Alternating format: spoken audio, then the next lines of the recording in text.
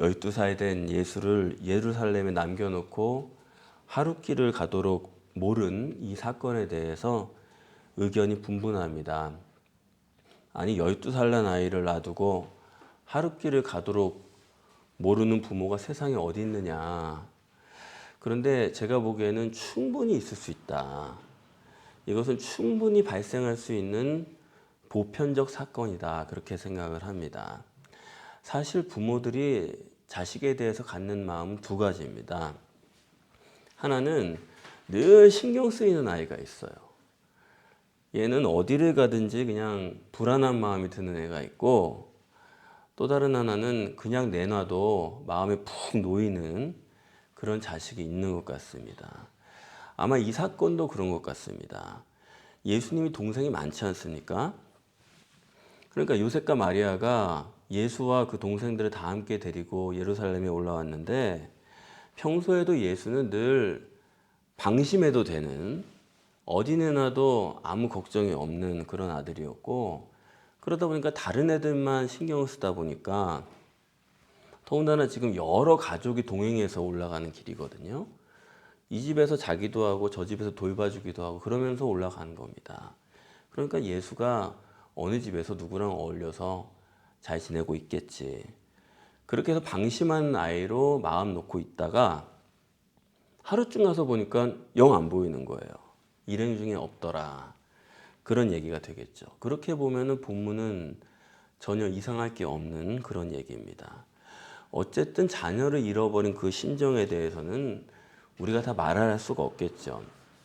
요새처럼은 아니지만 그 옛날에도 유괴가 있었고, 그리고 미아가 되면은 더군다나 찾아낼 방법이 없는 시대니까요. 그래서 마리아가 예수를 잃어버리고 얼마나 마음을 졸였는지 본문에서 말합니다. 내가 근심하며 너를 찾았노라. 이 근심하다란 말이 신약 성경에 다른 데도 기록이 되어 있는데, 이게 어느 정도 근심이냐 하면요, 부자가 죽어서 지옥에 가지 않았습니까? 거기 불 속에서 고통을 받아요. 그래서 부자가 하는 말이 내가 이 속에서 고민한다. 그렇게 토로합니다. 그러니까 그 뜨거운 불의 지옥보다도 그 마음속의 고통이 그를 괴롭히고 있다고요. 그 고민, 그 오드노마이라고 하는 정신적 고통, 이것이 지옥의 불보다 뜨겁다 하는 것입니다. 바로 그 고민, 그것이 바로 자식을 잃어버린 고통이다. 그렇게 말하고 있는 것입니다.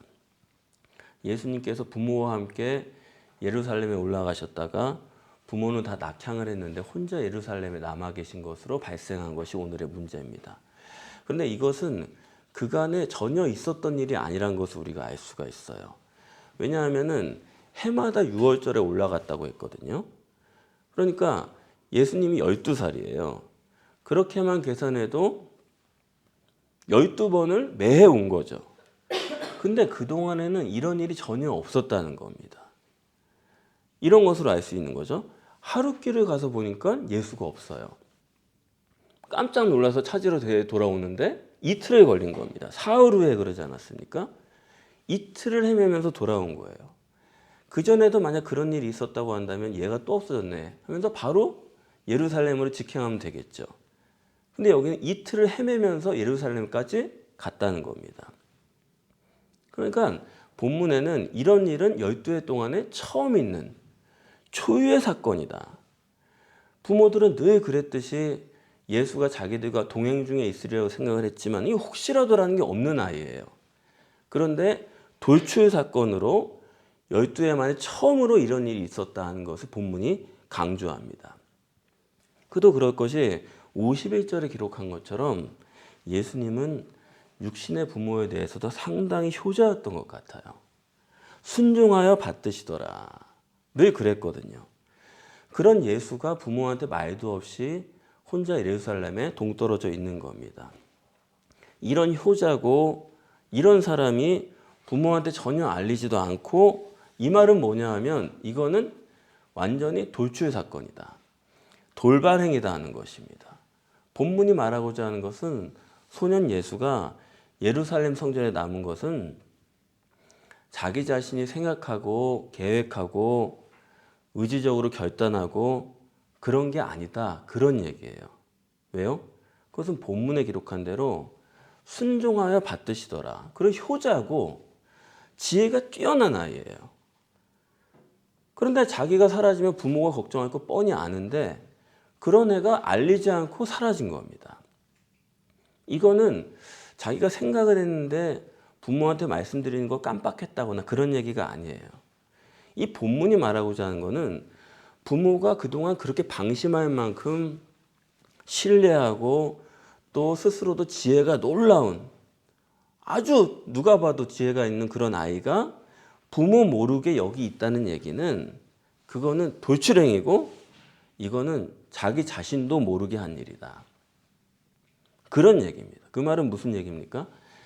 이렇게 안 할래야 안 할 수가 없는 소년 예수가 내가 안 해야겠다 그래가지고 되는 게 아니고요.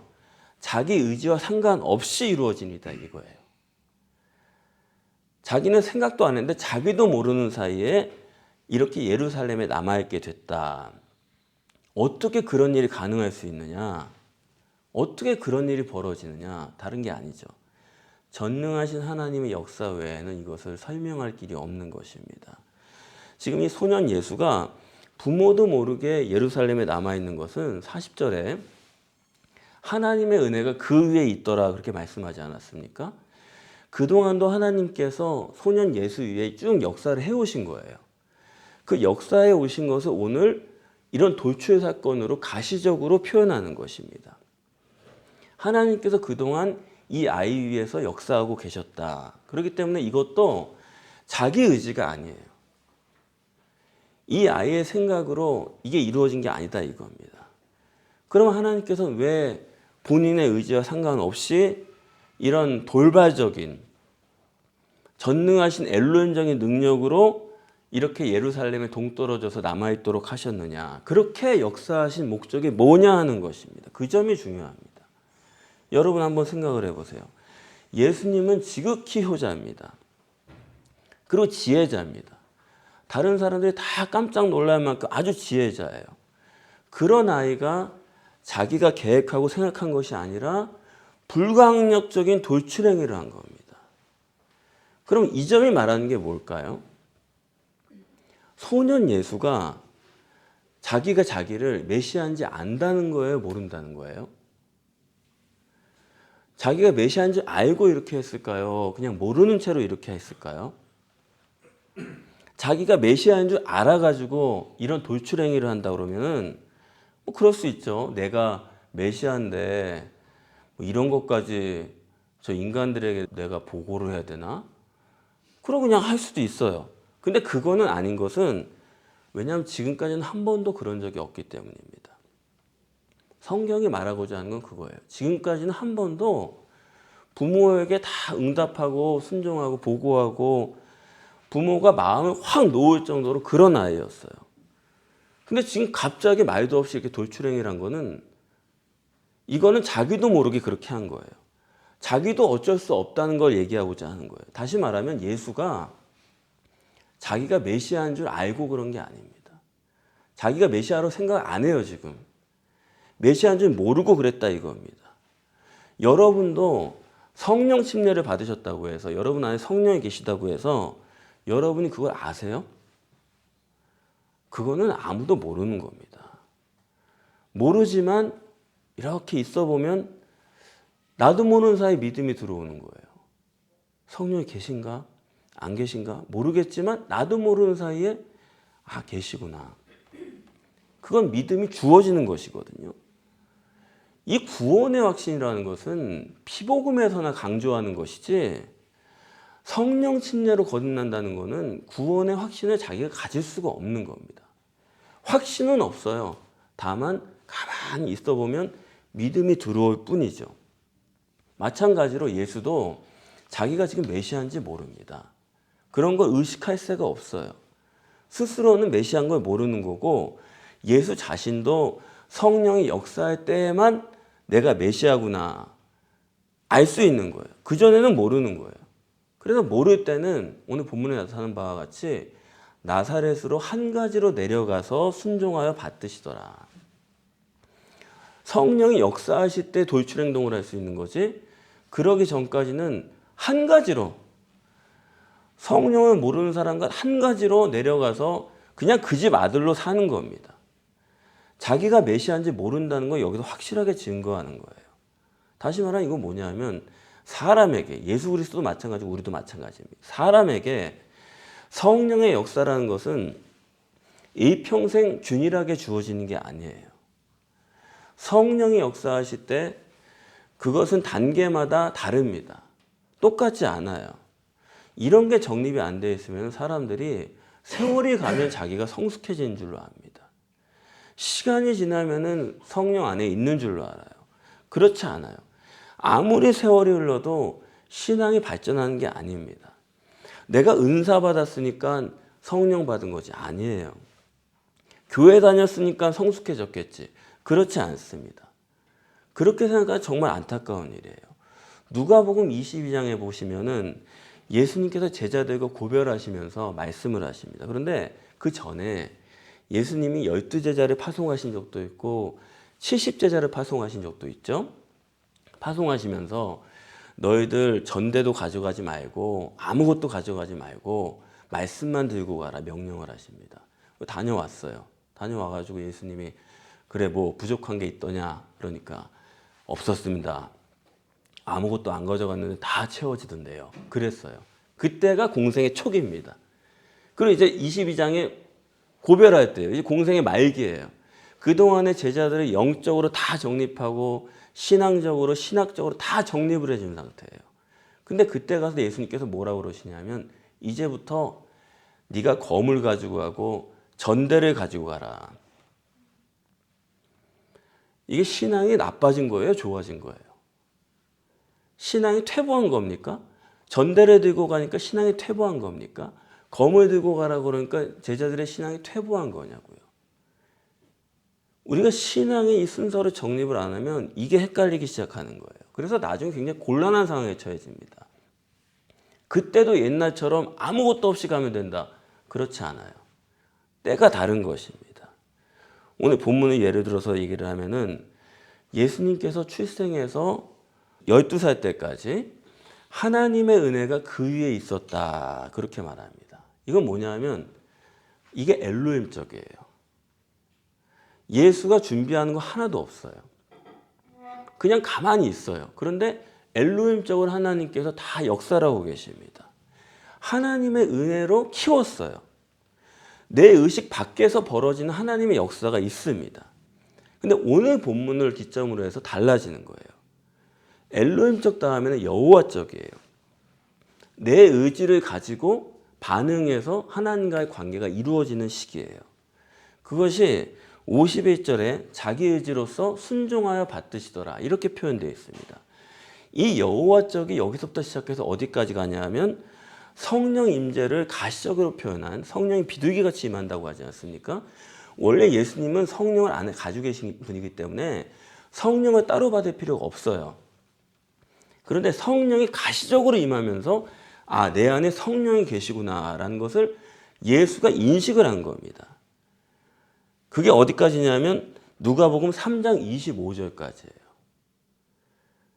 이런 발전의 단계가 있는 거예요. 그래서 엘로힘적 단계가 12살까지 12년입니다. 이때는 내 의식과 상관없이 내가 아무 일도 안 해도 하나님이 키워주는 시간이 있어요. 그 다음에 성령 침례가 한 30살까지니까 그 사이에 여호와적 단계는 한 20년 정도가 되는 거죠. 20년간 자기 의지로서 하나님을 만나고 섬기고 하나님의 일을 하는 과정 20년을 거쳐서 마지막에 성령 침례, 임마누엘 되는 단계로 나아가게 되는 것입니다. 이런 체계로서 여러분이 예수님을 이해하고 여러분의 신앙을 이해하셔야지만 모든 것이 다 순조롭게 풀려요. 누가복음에 준비한 것도 그런 겁니다. 이런 이해를 가지고 우리와 예수 그리스도의 공생애를 봐야 된다 이런 얘기입니다. 쉽게 조금 예를 들면 사도 바울을 보면 이래요. 사도 바울은 길리기아 다소에서 태어나지 않았습니까? 거기는 두 가지 언어를 쓰는 땅이에요. 그러니까 이거는 사도 바울의 의지와 상관없이 하나님이 그 땅에서 나게 하신 거예요. 바이랭귀지를 하는 사람을 통해서 이방인의 선교사를 하나님이 예비를 하신 겁니다. 그건 누가 할 수 있는 게 아니에요. 베드로 같은 사람은 선교하고 싶어도 못해요. 마가가 통역관이었다면서요. 통역해가지고 언제 복음 전해요? 그건 안 되는 거죠. 그러니까 하나님께서 전적인 엘로힘적 역사로 이방인의 선교사를 위해서 길리기아 다소에 태어나게 하는 거예요. 그런 역사가 있어요. 근데 그 후에 바울이 자기 의지대로 살잖아요. 하나님과 상관없이. 유대인 랍비로서 유대교의 열심을 가지고 예수 믿는 사람들을 잡아 죽이려고 갑니다.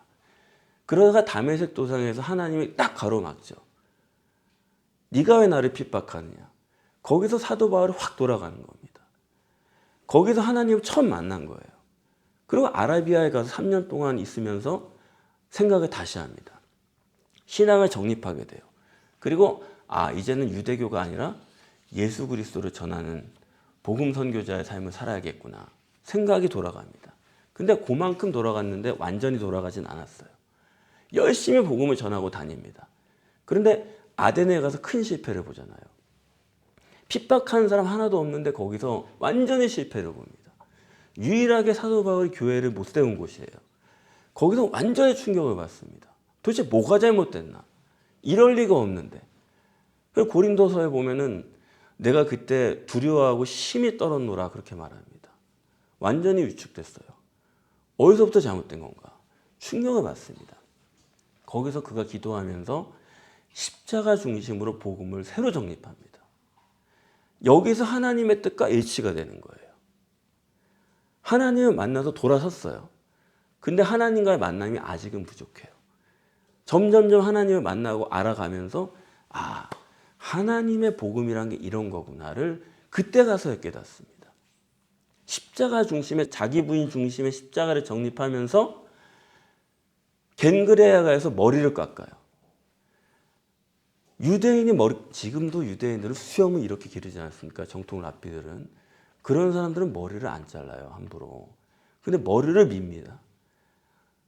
그 내용이 뭔지 모르지만 대단한 생명을 건 비상한 각오를 한 거예요. 서원을 한 거예요. 그때부터 그가 하나님의 뜻대로 복음을 전하기를 마음먹었다고 저는 보는데 하나님과 완전히 일치되는 시간이죠. 그러고 나니까 무슨 일이 벌어지냐면 유대인들이 그 사람을 미워해가지고 유대인 기독교인들이 바울을 미워해가지고 고소고발을 하지 않습니까? 그래가지고 감옥에 갇혀요. 근데 재판도 없이 2년을 끌어요. 아니 재판 받는 게 아니에요. 재판도 없이 그냥 기다리는 시간이에요. 말도 안 되는 시간이에요. 어떻게 된 건가 괴로워합니다. 복음을 전해야 되는데. 그러고 있는데 일이 갑자기 풀리면서 로마에 가서 가이사 앞에서 상소할 기회가 생깁니다. 배를 타고 로마로 향합니다. 일이 잘 되는 줄 알았는데 또 풍랑을 만나요. 다 죽게 됐어요. 그럴 때 바울이 괴로워할 때 하나님께서 바울에게 말씀하십니다. 하나님 한 번 더 나타나 주시는 거예요. 네가 가이사 앞에 서야 되겠고 여기 있는 276명 이 사람을 다 너에게 맡기겠다. 그 말을 듣고 바울이 번쩍 일어나가지고 사람들한테 말합니다. 걱정하지 말라고. 이 배는 파손하겠지만 우리의 목숨은 건질 거라고. 그러니까 걱정하지 말고 음식을 먹으라고. 사람들이 음식을 막 먹습니다. 다음날 그 배가 파손을 해요. 그런데 다행히 섬 근처에서 파손을 해요. 기운을 내가지고 헤엄쳐가지고 다 삽니다. 그 사람들을 데리고 276명을 앞세워가지고 로마로 들어가는 거예요. 그러니까 바울이 몰랐는데 바울 모르게 되어지는 일이 다 있었던 거예요. 하나님은 바울 모르게 다 역사하고 있었던 거예요. 잘못되는 순간들이 있는 것 같았는데 잘못된 게 하나도 없었던 거예요. 다 잘 되고 있었던 거예요. 다만 하나님과의 관계를 통해서 하나님의 나타나 주심을 통해서 바울이 점점 더 하나님을 알아가고 하나님의 영광을 나타내는 사람이 되었던 거죠. 결국엔 그 사람이 임마누엘하게 되는 겁니다. 그런 과정이 누구에게나 있는 거예요. 그렇기 때문에 오늘 우리에게 있는 어려운 일들 있죠? 하지만 아닙니다. 그 모든 것이 하나님의 사랑 속에서 되고 있어요. 하나도 잘못된 일이 없어요. 잘 되고 있는 것입니다. 이미 응답을 받은 거예요. 기도한 그것이 이미 이루어지고 있는 거예요. 그 응답 속에 이루어지고 있는 거예요. 내 의식 밖에서 이루어지고 있는 그조차도 하나님의 커다란 능력과 사랑 속에서 이루어지고 있는 일입니다. 그 엘로힘적 역사를 믿어야 돼요. 또 오늘 나와 함께 하시는 여호와적인 그 교제의 역사를 우리가 믿어야 돼요. 이것을 함께 하게 될 때 우리는 하나님의 영광을 확실하게 보게 됩니다. 그러니까 이러한 신앙의 단계라는 것은 반드시 필요한 것이고 이 신앙적 발전 단계를 우리는 늘 생각을 해야 돼요. 그런데 이 신앙적 발전이라는 게 어떤 상태로 이루어지느냐? 엘로힘적, 여호와적, 임마누엘적 이렇게 단계의 발전이라는 것은 지속적으로 이루어지기도 하지만은 오늘 본문처럼 혁명적인 전환이 이루어져야 됩니다. 신앙이란 것은 믿음의 계단이에요. 지속적으로 올라가는 건 없습니다. 신앙은 항상 계단이에요. 계단이 몇 개가 됐든지 아무 일도 없다가 한 번 확 뛰는 거지 내가 서서히 올라간다 그런 생각은 하지 마세요. 반드시 전환이 있어야 됩니다. 그래서 아기가 태어나서 오늘 본문이 있기 전까지는 엘로힘 안에서 이렇게 지나가는 시간이 있어요. 그러다가 12살이 됐을 때 돌출행위로 표현된 것처럼 확 뛰어오르는 혁명적 전환이 있는 것입니다.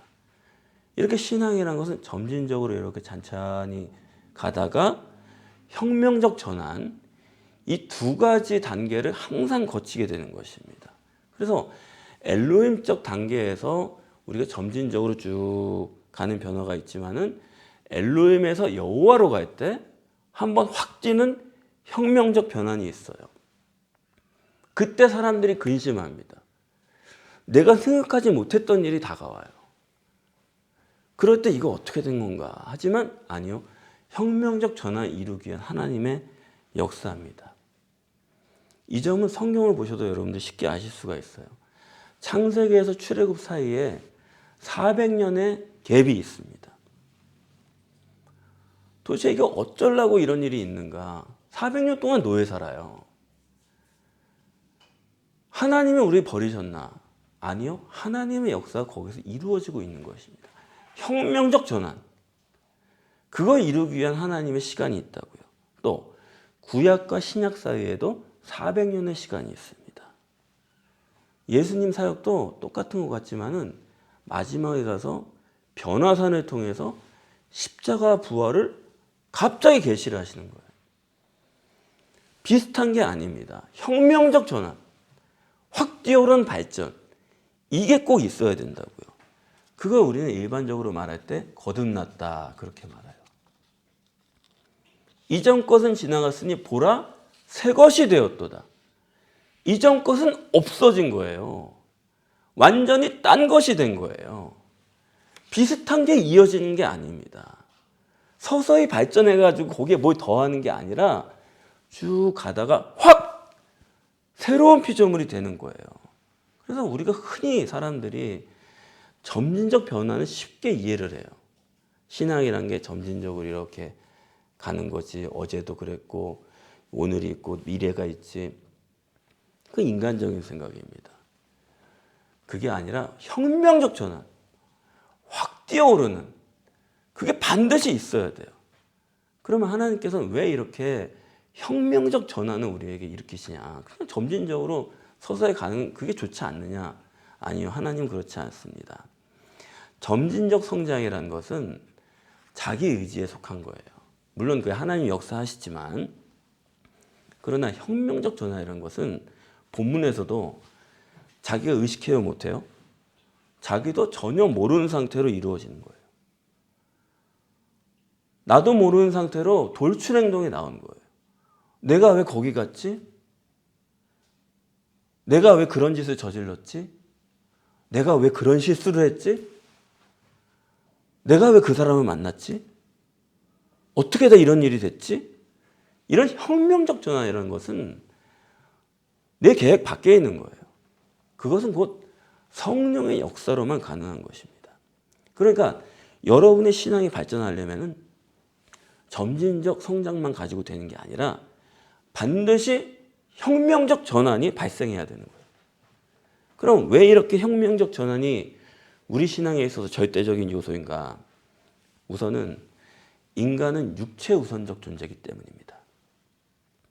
우리는 발전하기가 싫은 거예요. 그 수구성이란 게 인간이 강합니다. 그래서 발전해야 된다고 생각은 하지만 발전하고 싶지 않아요. 그리고 내가 발전한다고 해봤자 늘 그 자리예요. 내가 아는 그 범위 내에서 이렇게 하는 거지 그 이상 나가지 못해요. 항상 거기 머물러 있는 거예요. 그건 발전이 안 됩니다. 그렇기 때문에 혁명적 전환이 필요한 것이고, 두 번째는 우리는 가시적 결과만이 절대이기 때문에 이런 혁명적 전환이 필요해요. 영적인 내면적인 혁명은 이루어지지 않는 게 인간이에요. 가시는 거 위주니까. 가시는 게 어디 변합니까? 그냥 그대로 거기에 있는 거잖아요. 사람은 변하지 않아요. 그렇기 때문에 영적인 혁명적 변화가 일어나기 위해서는 하나님이 놀라운 전환을 가져오셔야 된다. 또 한 가지 세 번째는 이런 상황에서 마귀의 고착이라는 게 있어요. 마귀는 사람을 묶어두려고 합니다. 딱 거기에 매어놔요. 발전을 못하도록 막아요. 그렇기 때문에 그걸 깨트릴 만한 혁명적인 사건이 벌어져야 돼요. 그걸 하나님께서 우리 삶 속에 역사하시는 것입니다. 예수님이 지금 왜 자기가 메시아인지 모르는 거예요? 육체 우선이니까요. 예수님도 육체가 너무 강하기 때문에 내 안에 하나님 내주하신 거를 자각을 못하는 거예요. 이 보이는 세계, 이 물질이 돌아가는 게 얼마나 분명합니까? 근데 여기에 영이 있다? 이거 누가 믿을 수가 있어요? 내가 눈 뜨고 눈 비비고 일어나가지고 밥 먹고 하루 걸어 다니고 밤에 잠자야 되고 이런 사람이 내 속에 다른 영이 있다. 이걸 어떻게 자각할 수 있냐고요. 이런 인간의 육체 우선적인 속성 때문에 돌출적인 사건이 필요한 거예요. 이런 일이 있을 수가 있나? 어떻게 이런 일이 벌어졌나? 그런 돌출로서 확인해 주는 것은 내 속에 다른 것이 있다는 것을 하나님께서 보여주시는 거예요. 나도 모르게 12해 동안 부모에게 그렇게 효자였던 아이가 엉뚱하게 거기에 가서 혼자 앉아 있는 거예요. 내가 왜 여기 있는 거지? 나는 누구지? 이걸 생각하게 하는 것입니다. 그래서 하나님은 여러분의 심령을 내가 확인할 수 있는 기회를 주세요. 엘로힘에서 여호와, 여호와에서 임마누엘, 내가 어디에 있는가? 그걸 확인할 수 있는 기회를 여러분에게 반드시 보여줍니다. 그 사람의 심령 상태를 보이게 해주시는 거예요. 그래야지만 그걸 실제로 인식하니까 아, 이런 게 있었네. 아, 이런 길을 하나님 주셨네. 그렇게 하도록 나로서는 가지 못해요. 내 살아온 그런 방식으로는 절대 그 길을 가지 않아요. 하나님은 그쪽에 놓아두신다는 겁니다. 그래서 예수도 나도 모르는 사이에 예루살렘 성전에 남고 보니까 거기서 자기가 깨닫는 거예요. 이제서야 아는 거예요.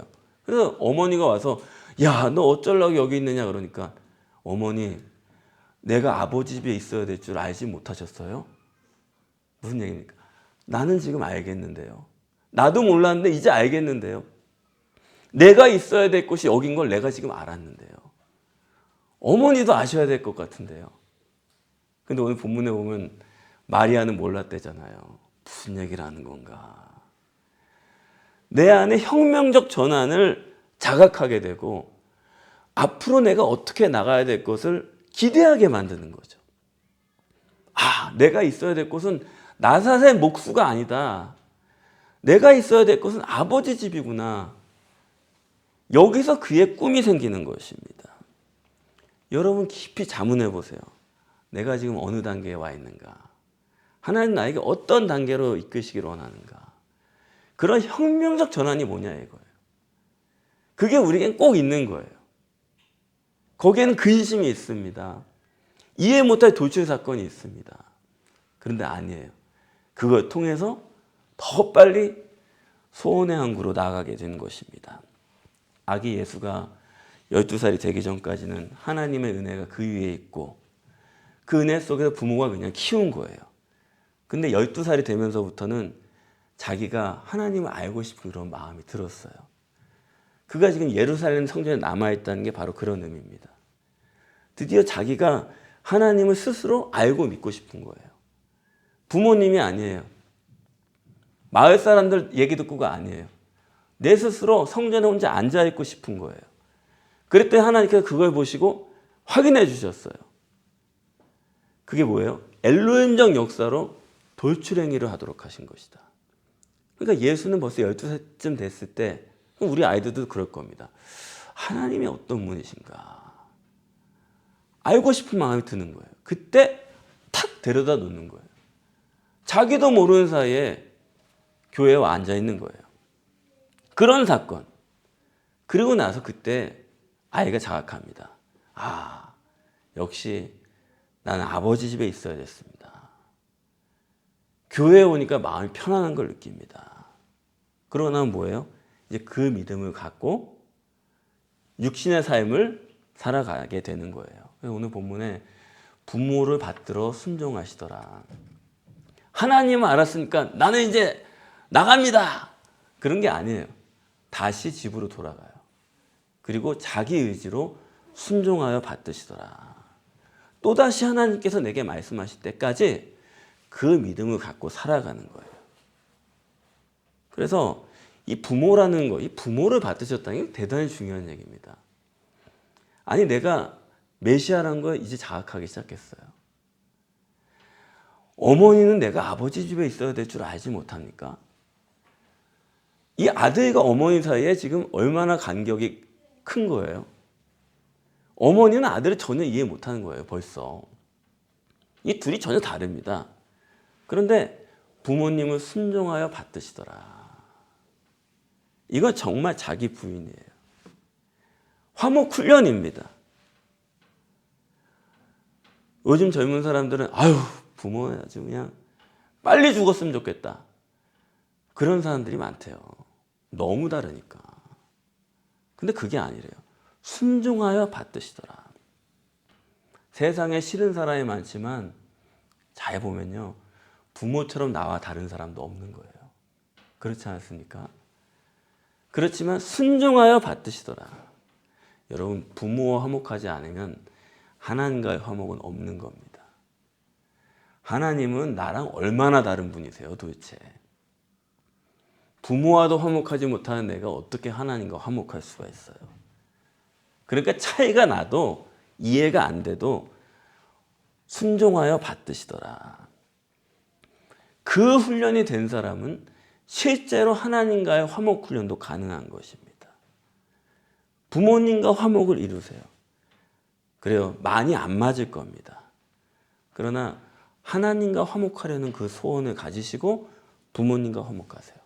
아니, 부모가 아니라도 좋아요. 나랑 진짜 안 맞는 사람이 있습니까? 하나님이라 생각하고 화목하세요. 꼭 그런 마음으로. 나랑 안 맞더라도 그냥 맞춰버리세요.